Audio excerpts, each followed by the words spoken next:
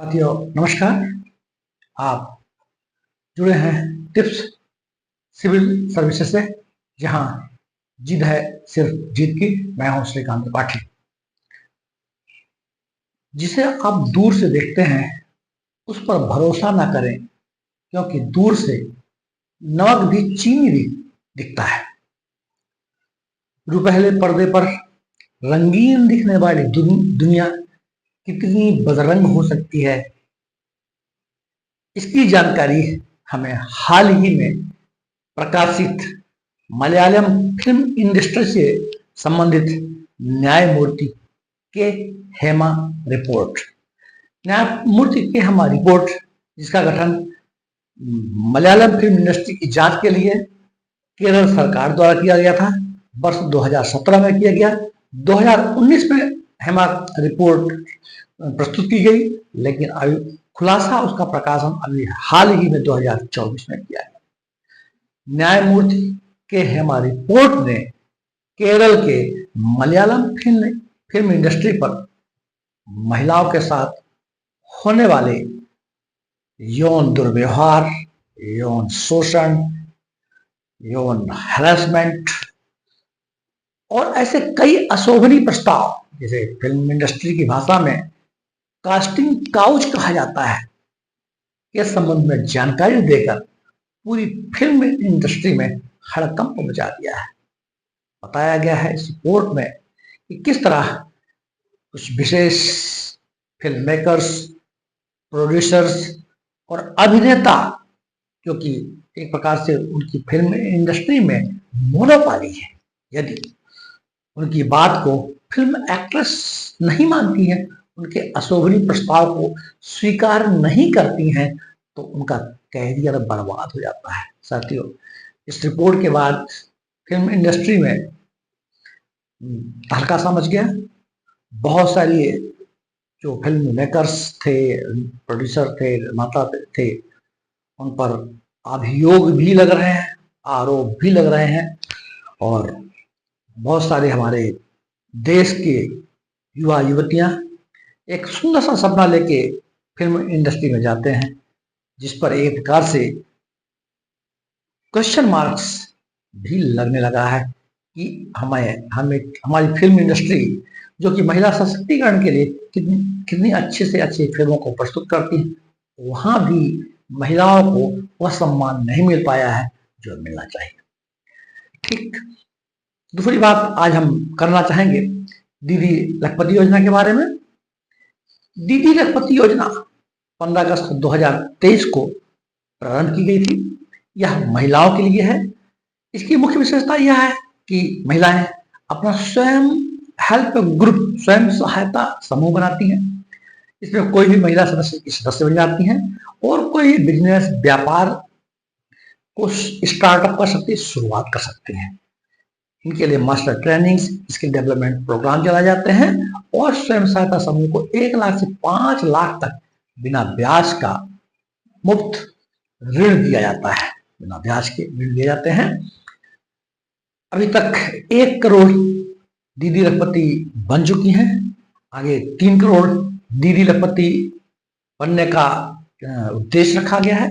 ऐसा उद्देश्य है कि प्रत्येक स्वयं सहायता समूह में प्रत्येक महिला की वार्षिक आय कम से कम 1 लाख रुपए होना ही चाहिए। यही दीदी लखपति योजना है। इसी योजना की हम बात करने जा रहे हैं। बहुत चर्चा आपने सुना होगा, old pension scheme, national pension scheme या unified pension scheme. Old pension scheme Bharat में जब से सिविल सेवा की शुरुआत हुई, ली कमीशन आया, ली कमीशन के बाद 1935 का नियम आया और लोक सेवाओं का गठन शुरू हुआ।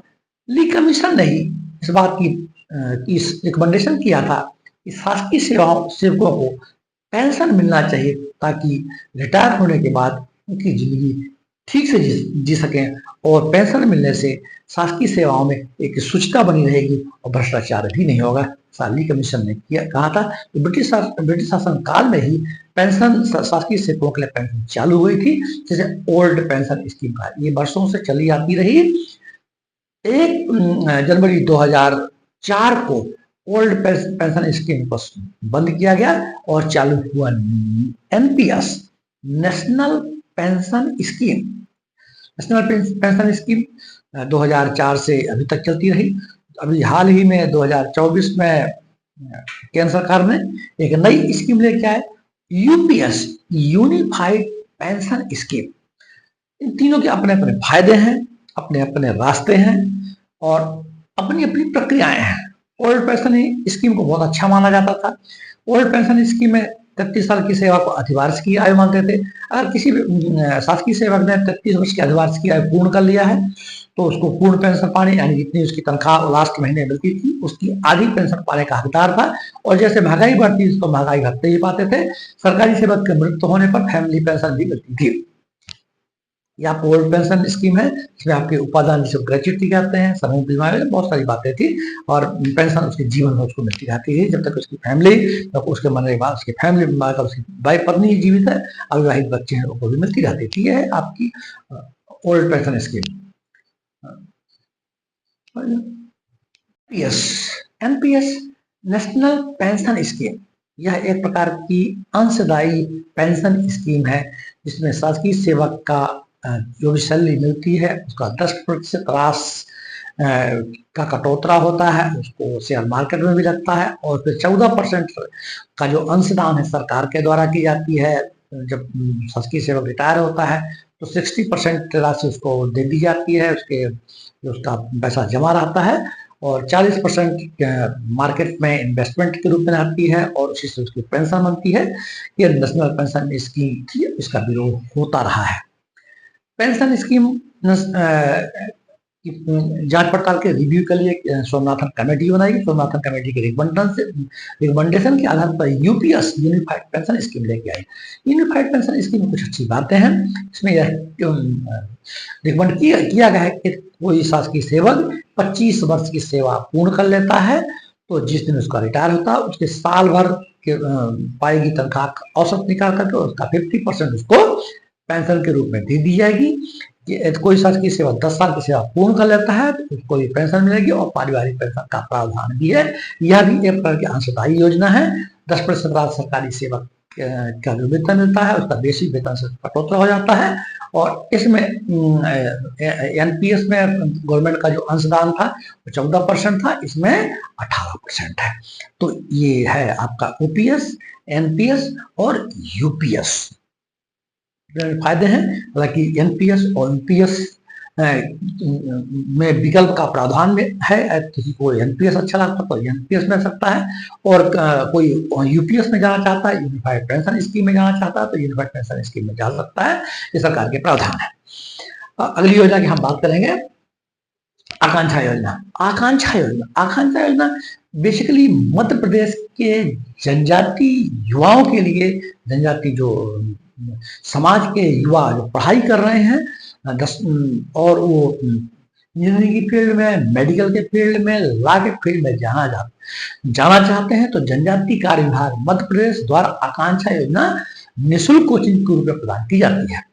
10वीं पढ़ने वाला कोई भी जनजाति वर्ग का सदस्य विद्यार्थी ऑनलाइन आवेदन कर सकता है और जो कोचिंग संस्थाएं हैं जैसे जेई के लिए भोपाल में है, नीट के लिए इंदौर में है और ट्रैड जो लॉ से रिलेटेड है उसकी कोचिंग संस्था जबलपुर में है। इस तरह ये जनजाति युवा वर्गों के लिए जो 10वीं पास कर चुके हैं उनको लिए जेई, नीट और क्लैट की निःशुल्क कोचिंग प्रदान सरकार की तरफ से दी जाती है। इसी को आकांक्षा योजना कहते हैं। आकांक्षा योजना आपके मध्य प्रदेश लोक सेवा में पूछी गई परीक्षा में पूछा गया प्रश्न है, इसको आप याद रख सकते हैं, बहुत सामान्य सी बात है। ये कोई निःशुल्क जनजाति युवा, जनजाति जो बच्चे हैं, विद्यार्थी हैं, उनको निःशुल्क कोचिंग देने के लिए समाज में एक लाइन में आप इसको याद रखिए। अगली आपकी योजना है, अगली जानकारी है अजीता श्रीवास्तव। अजीता श्रीवास्तव अभी हमारे हाल ही में जो हमारे पीएससी की परीक्षाएं होती है मध्य प्रदेश लोक सेवा में ट्रेंड है कि जो हमारे लोक कलाकार हैं, लोक कलाओं से संबंधित हैं, उनकी के संबंध में क्वेश्चन पूछे गए। पिछली बार भूरी बाई, लहरी बाई, ये क्वेश्चन पूछे गए। तो ये जिनकी नाम ले रहा हूँ, अजीता श्रीवास्तव, ये उत्तर प्रदेश की रहने वाली हैं, वाराणसी में आपका जन्म हुआ। आप लोक संगीत जो बहुत ही ग्रामीण क्षेत्र में बहुत ही चर्चित रहता है, इसे कजरी कहता है, कजरी लोक संगीत को, लोक गायन को देश विदेश में फैलाने में आपका महत्वपूर्ण योगदान रहा। आपको इस महत्वपूर्ण योगदान के लिए 2022 में आपको पद्मश्री अवार्ड मिला। हाल ही में आपकी मृत्यु हो गई है, इसलिए अजीता श्रीवास्तव को श्रद्धांजलि अर्पित करते हैं, क्योंकि हमारे देश का नाम रोशन किया है, उनको नमन करते हैं। जय हिंद, जय भारत।